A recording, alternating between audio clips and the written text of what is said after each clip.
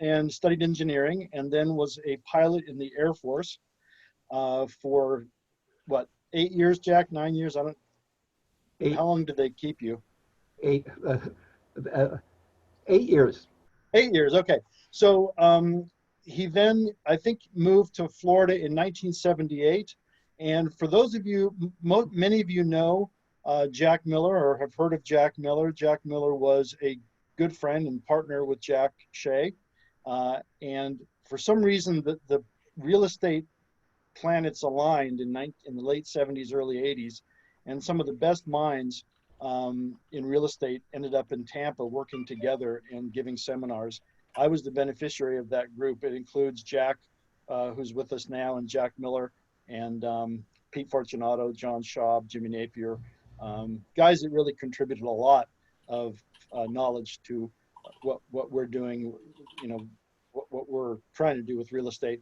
So the main thing about the fact that these five guys came to Florida about the same time, Mark Warda, who I should mention, is a big part of that group because he was an attorney also from University of Illinois.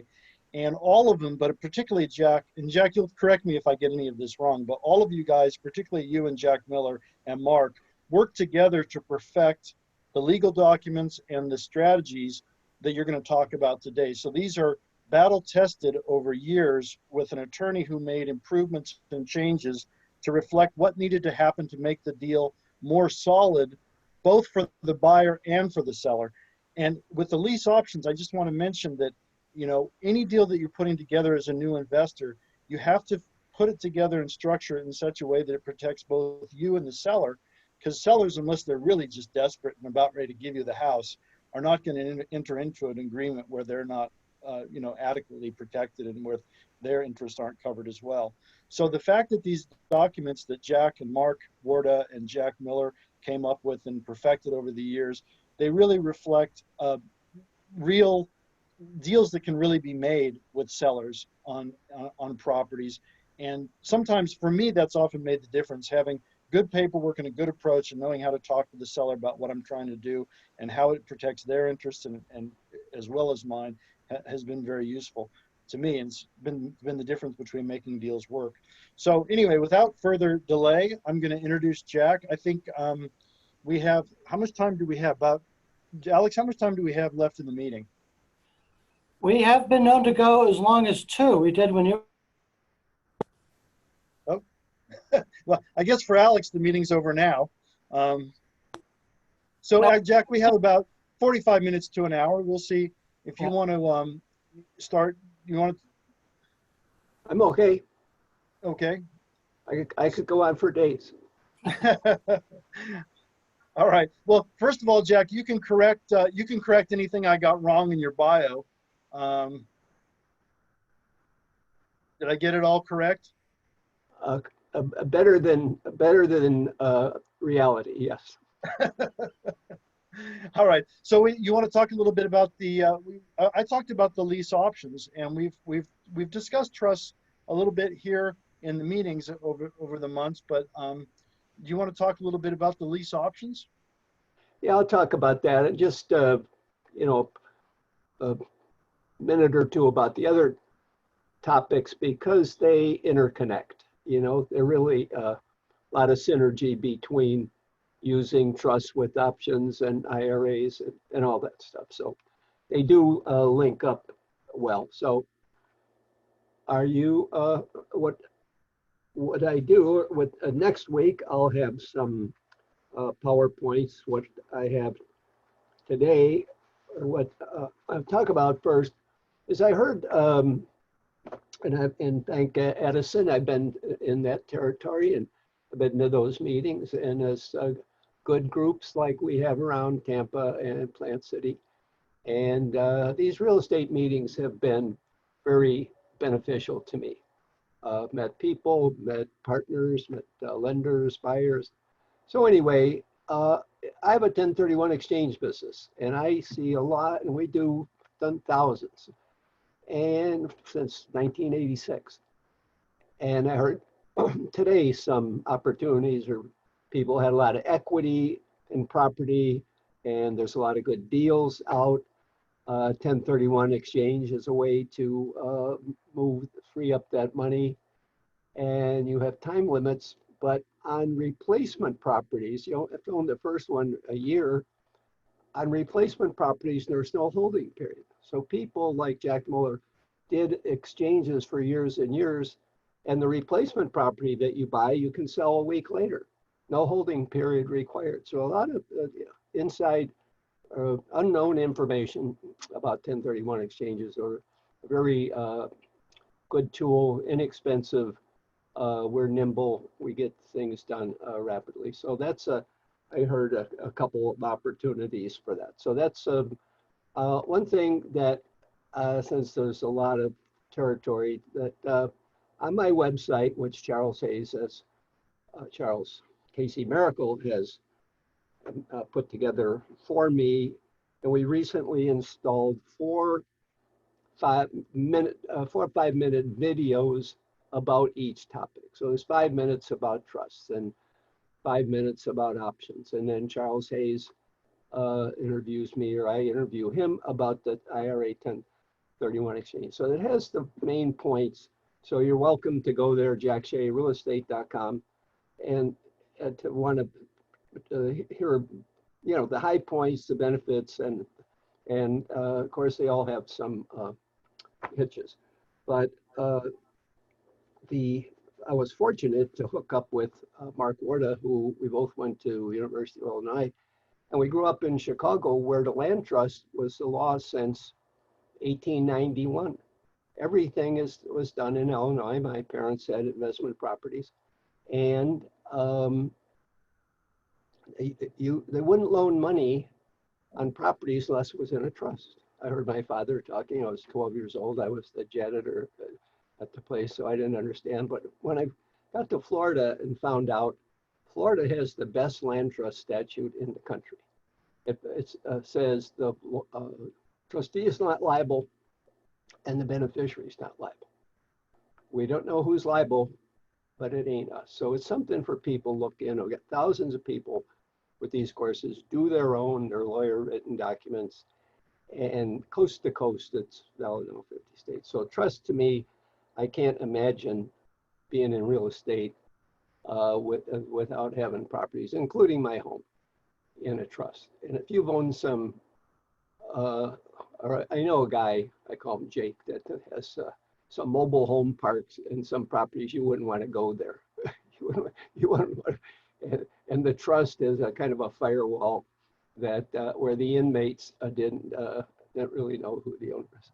So anyway, it's been my standard MO, and I've partnered with Mark Warda. He's my trustee he's a trustee for over 1,600 people, and he knows we have a database that does of what works and what doesn't work. That's not available anyplace else.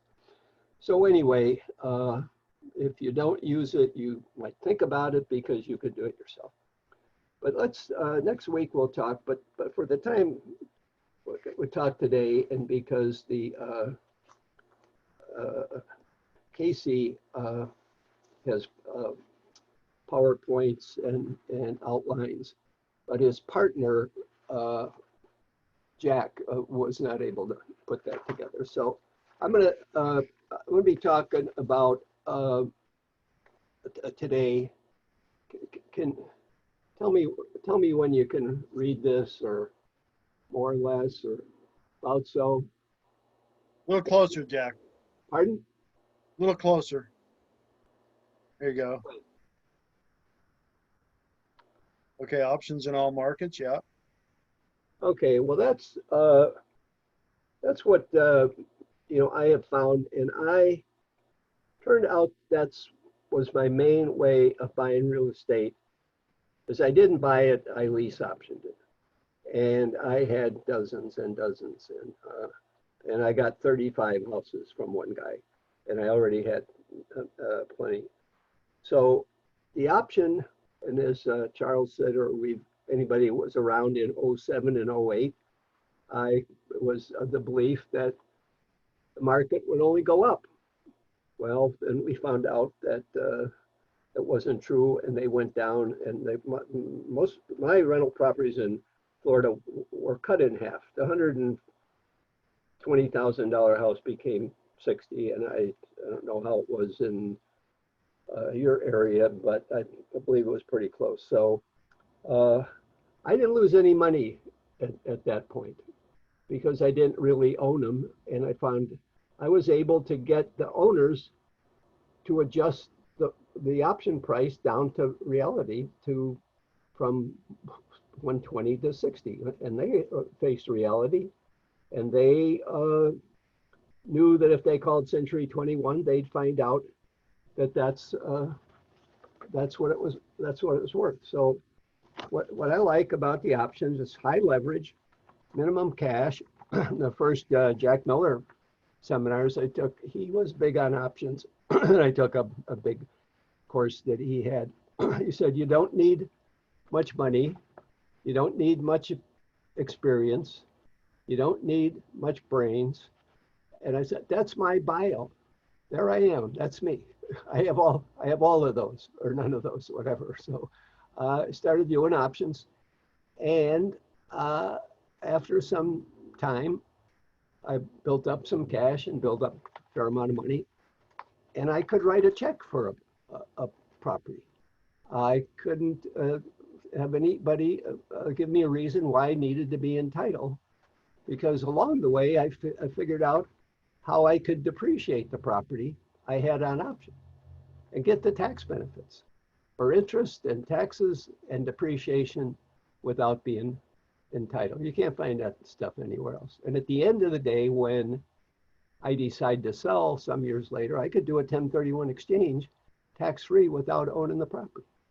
That's powerful stuff, and you can do it. So what I like is, minimum cash, high leverage, and that's want to get the most for our money, but they're invisible, they're portable, they're exchangeable. You can exchange them. A guy told me, a title company told him, it's not possible to exchange an option. And I said, yeah, yes it is, according to the tax code, and we do them, and I'll exchange options. But options can't be attached. If you got a judgment against you, and this Charles and Casey and I would partner 3 ways with a sixplex or something, and one of us had a car accident or so got $1 million judgment, it would attach to all our properties if we were tenants in common. Not true with land trust shares. They're not attachable. They can't be liened. So, it goes on. And I didn't, I just uncovered a lot of these things gradually over time.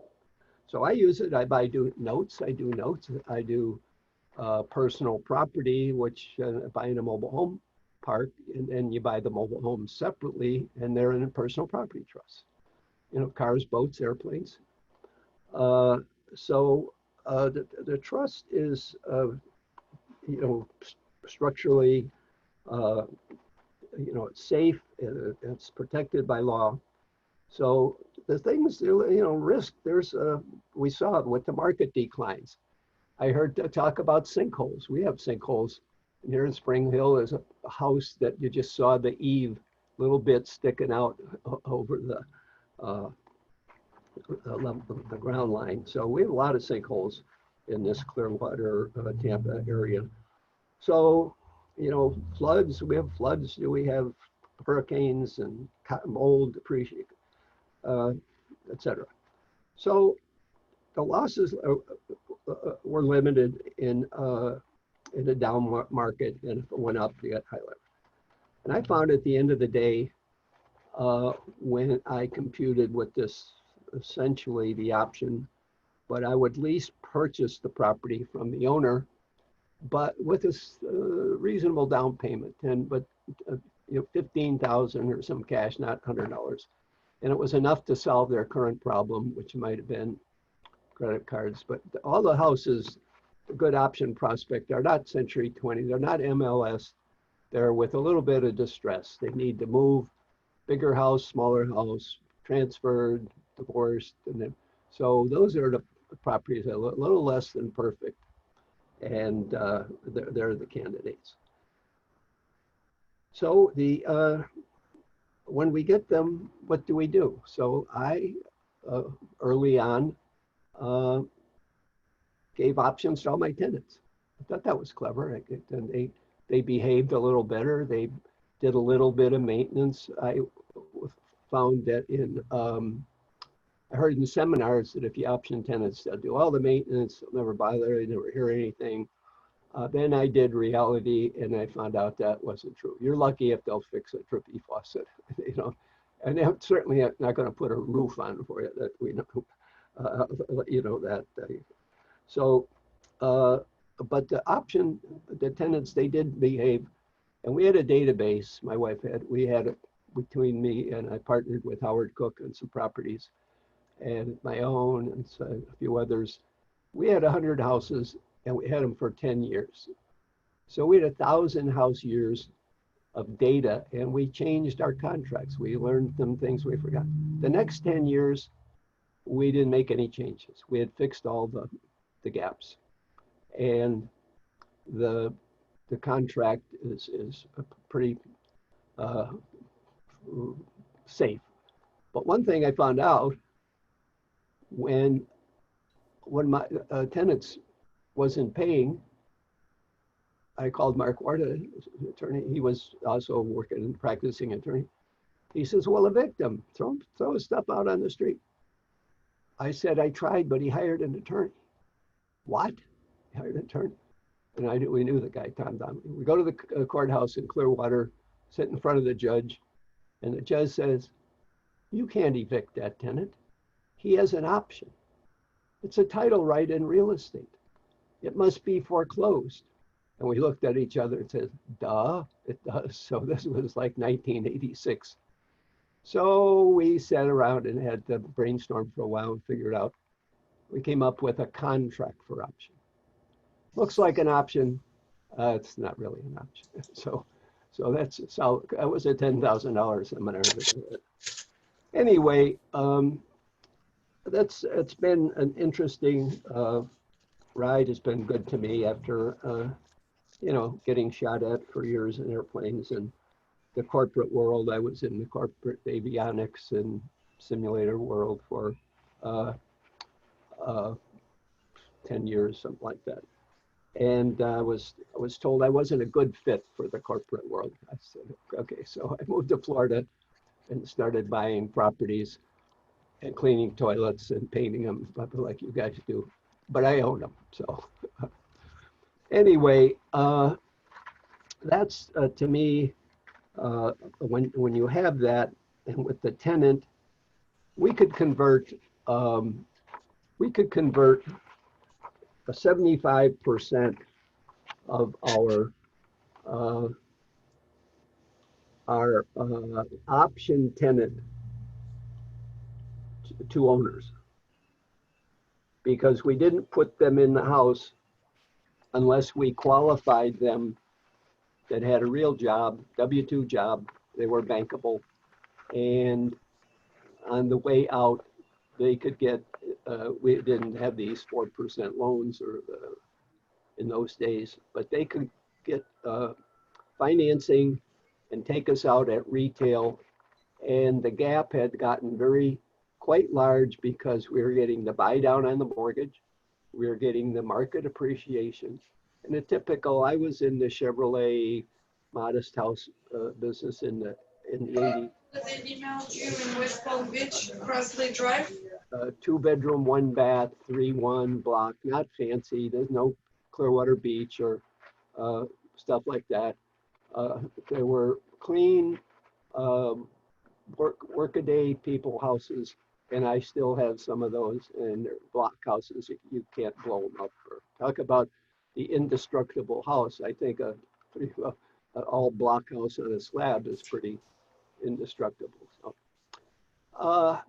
anyway, that's my option. That's why I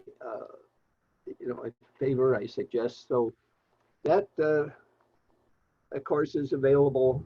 It's all day, and I've been down with Edison, and I've taught those classes in the area, and but they're now, put them on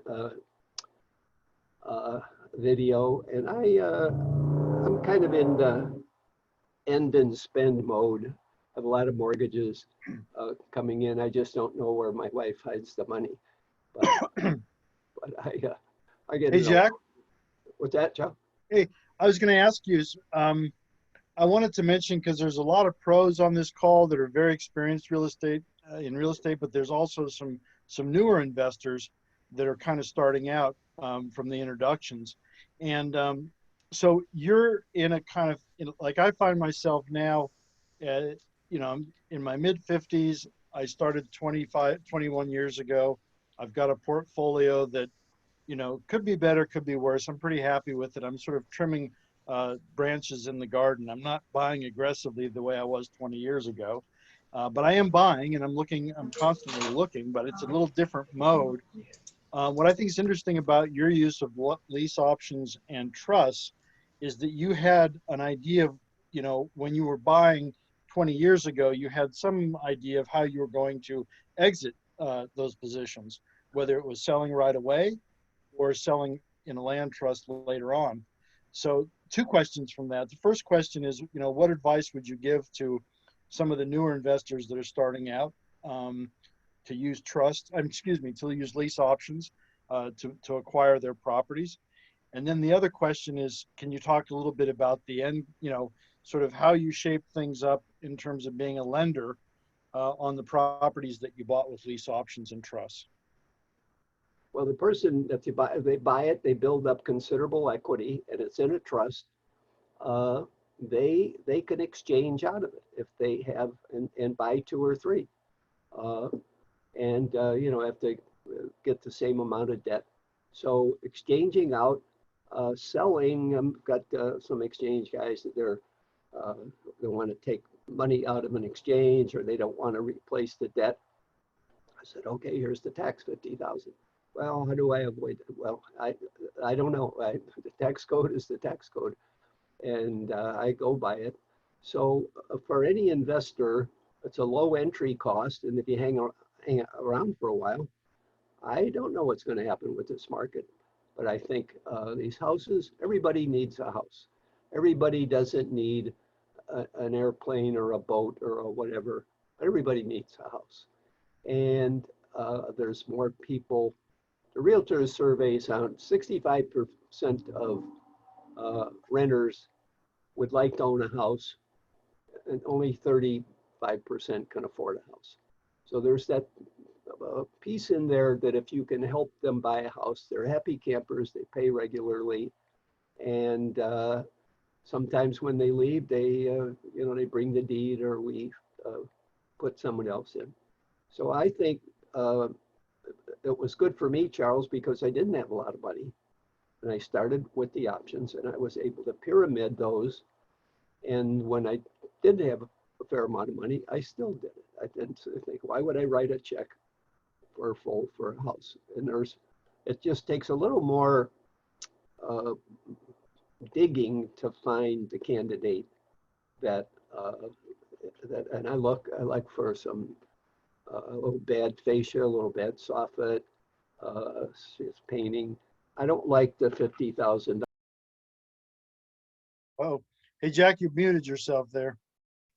You accidentally muted yourself.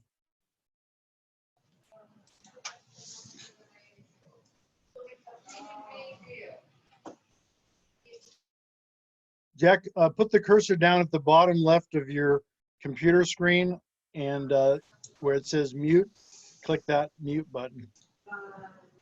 No, because the witness said that she's supposed to be in the contract.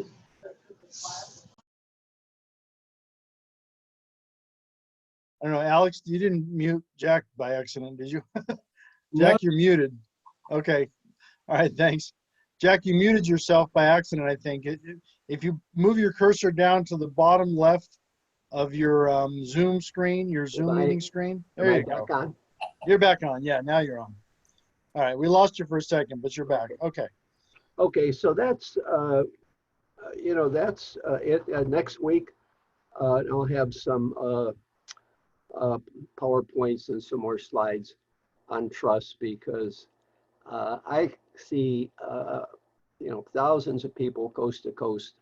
And there's a fellow that's keeps taking the trust course when we do it. We've done them in Lauderdale, we've done them in Orlando, and he keeps taking it over and over again. And I say, you don't have to keep, he's taken it 8 times. And That's me. Yeah, no, but I tell him, look, I don't need the money. By the time we park, we pay the hotels that I might make. I thought he was trying to contribute money. He said, no. He said, I haven't graduated from high school and I have 47 properties and I get nervous making legal documents. And he says, I want the annual refresher. I don't care. I want to pay for the annual. Okay, you could come. So okay, if he can do it, you can do it. It's kind of Charles Hayes, the deed, Jack Shea, lot block 7, Elm Terrace is the deed. The trust is you and your family and your heir, and it's in your drawer. Nobody sees it. My wife can crank out a deed and a trust in less than 5 minutes. You can do that because the trustee is the same, the kids are the same, and the street and the other character may change in the date and hit print. So it's easy to do. Goes to the courthouse, and it's I just can't imagine dealing without it. Yeah, I can tell you that, when you use the trust and the lease option and the checkbook IRA, which we haven't talked about too much yet, 1 + 1 + 1 is 10. And at least it has been for me, because coordinating those 3 together made me far more profitable and helped me. The deals with trusts and with options don't just fall out of the sky. I've talked to people down here in my market and they say, well, I went out and made some offers and nobody wants to do a lease option, and they talk to 3 people. So you have to go out and really work it. But one good lease option deal to me is worth, 10 ordinary flips, or, I'm more of a buy and hold investor. That's my bias. So, but even if you're doing flips, you can control a property with an option. And Jack, that's one of the things that we talked about a little bit a couple of weeks ago in the meeting was the fact that an option is a good way to control the property while you either find a buyer that's interested, or depending on how much work you want to be careful about how much money you're going to put into a property with an option on it. But if you do it right, you can do it safely, I think, can't you? Yeah, but I never use the word option, Charles, with the purchase. I have a purchase contract. It's a lease purchase contract. And I say, here's what I can do. You want 140,000 and what I can give you, I find that 10% is a number that works. I said, I can give you 12,500 in cash. It'll give you $420 a month. But I have a worksheet in the book that you plug in the interest. I mean the taxes, which are a known quantity. You can look them up. You know what the insurance is. You know what the guy's rent is, and the typical cost of a house from the rent is 40%. And Pete Fortunato uses that in his seminars. I checked a couple today, and it was very close to 40%. So it's a good number to estimate. 1,000 rent, 600 net, then that's the mortgage, and then minus this and the payments. So when I'm offering the guy 3 or say 400, that's what he's been netting already. So he recognizes that figure because my numbers are the same. Says he pays the taxes, he pays the insurance. So I call it a lease purchase, and here's how I'm going to do it. Pay you so much a month, and then at the end of 5 years, I have an option that if you'll carry the financing for a couple of years, I'll pay you 7%, and I'll pay you in a couple of extensions. I'll pay you $5,000 for each extension. That goes to principal. And in cases, I take the extensions, whether I need them or not. The numbers get better over time. And people are happy. I've never had anybody with the many options. wanted to undo the deal. They never wanted to change their mind. They never, which they couldn't, by the way. I had the documents. There was no way. And I didn't want, when the fellow passed away, that I'm dealing with his son. His son, I said, I'm not going to sign that deed. This place is worth 300,000 and blah, blah. We've solved that problem. There's no backing out, no changing the mind.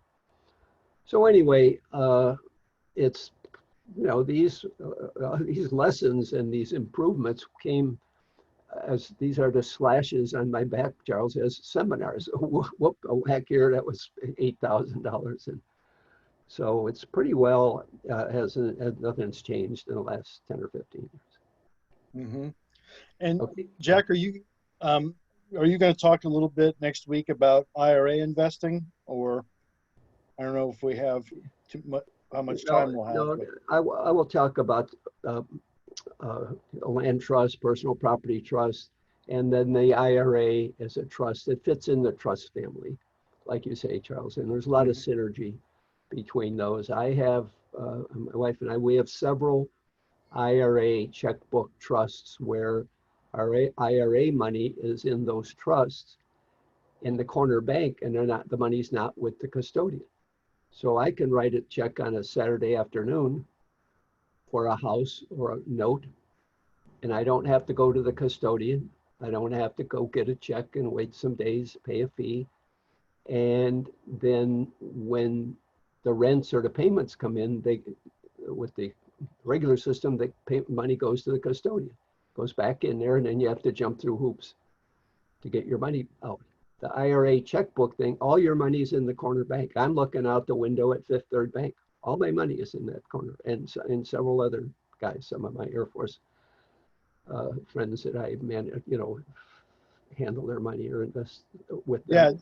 Yeah, Jack, that checkbook control for me, combined with the options, because I mean, even the more experienced investors here can take advantage of that synergy between the two, because the checkbook control IRA is just very, very useful. You know, you can't buy a house with, I think it's $6,000 in 2019 is the maximum Roth contribution, and not too many houses that you can buy for 6,000, but you can sure get an option to buy a house for 6,000.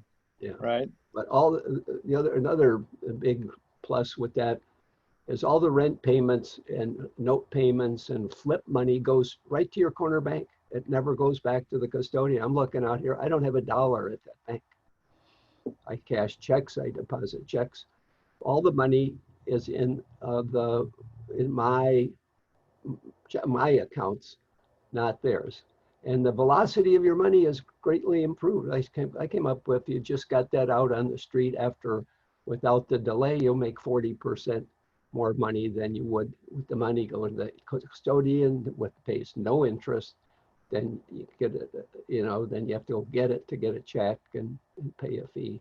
So if you just keep your money rolled out in the street and buying notes and stuff, you'll find that your yield, if you keep after that, is way substantial. Yeah, and Wendy has a good question.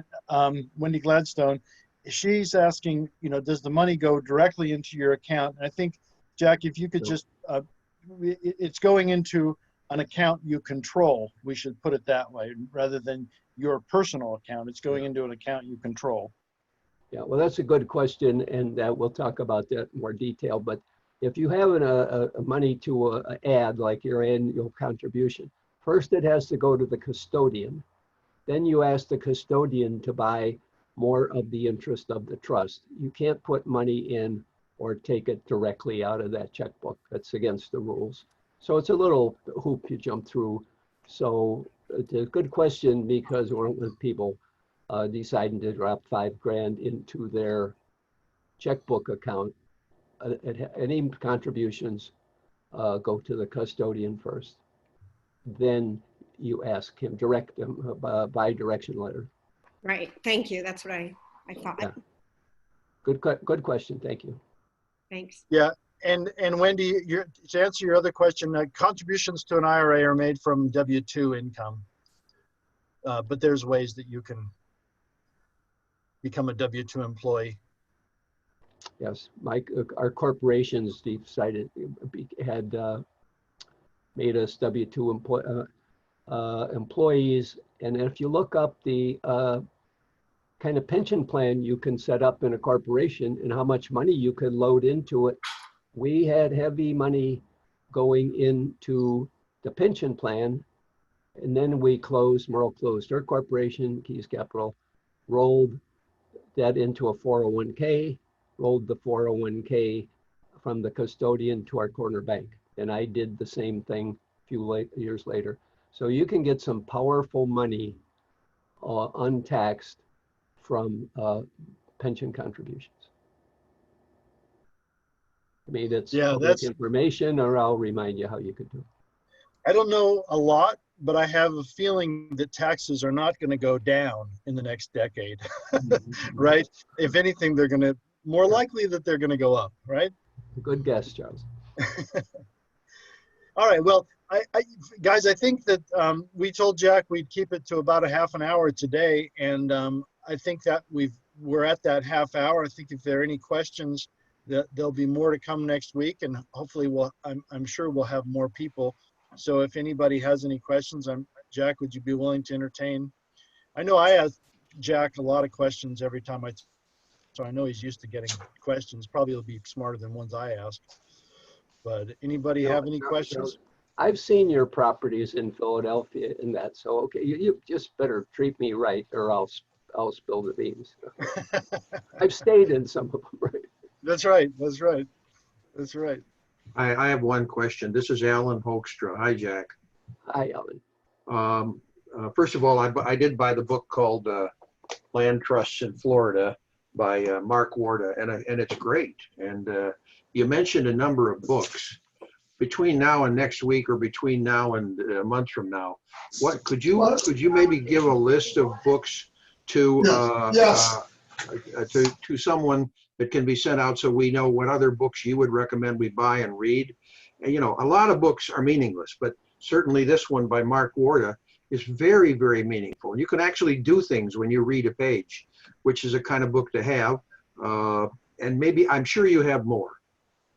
Yeah, Alan, it's a good question. The class that we do has about an hour and a half after going through the book of stuff that's not in the book.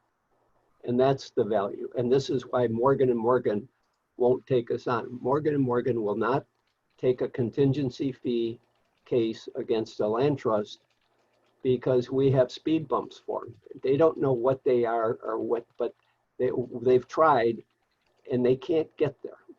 So these are some of the things that aren't in the book that are on the video and, you know, in the detail. But Mark is a very studious, thorough guy. And he, you know, was covered in law school at Illinois, and he's studied it. So, but the book, that book, I have shelves full of books.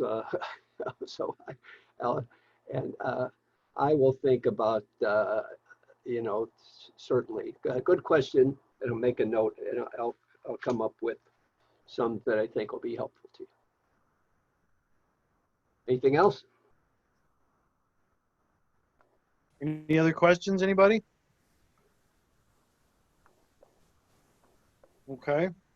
Well, Alex, if I can just encourage everybody, I know you're probably going to do this as well, but you know, next week we'll have Jack back, and if you know anybody that is interested in real estate, buying, selling, getting into it, has been in a while, I think both experienced and new investors will benefit from what Jack has to say next week, and we'll have some presentations and maybe go a little bit longer. So I just encourage all of you to ask, you know, get the word out for us. Yeah, it's if anybody wants to look at those videos on my website, that's a summary. It's free, and it gives you the pros and the cons, you know, a bit to maybe decide whether that's for you or not for you. So they're up there, and thanks to Casey and Charles for putting that together. So thanks for inviting me. I enjoyed it, and happy to help out. I'm looking forward to next week. And after that, I answer questions on the phone. I review documents for you. I will, look to see that you got the right characters. And when I send a trust agreement back, I want to make sure that you look at the trust agreement, make sure that Jack Shea is not the beneficiary. Okay, so I say, read the documents. Okay. Thanks, guys.